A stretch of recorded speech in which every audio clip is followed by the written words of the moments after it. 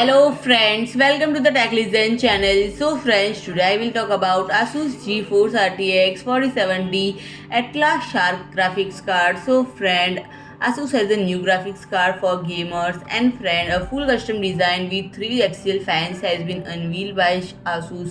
This graphics card is called ATS Atlas Shark, and friend, it is a part of Megalodon series that has been a component of the GeForce RTX lineup for a few years. And friend, the latest ATS GPU is based on NVIDIA GeForce RTX 4070 with a cut down AD104 GPU and 12 GB of VRAM. And this card ships with factory overclocking from 2475 MHz to 2520 MHz clock, and gamers can apply higher clocks through GPU tweak software with built-in OC mode at 2550 MHz with a full cover reinforced backplate, which also reveals the card features dual PIO switch for performance and quiet modes, and the company does not explain the difference between two models. And friend, this card will ship with a standard 8-pin power connector and default display output configuration of 3DP 1.4 port and 1 HDMI 2.1 port.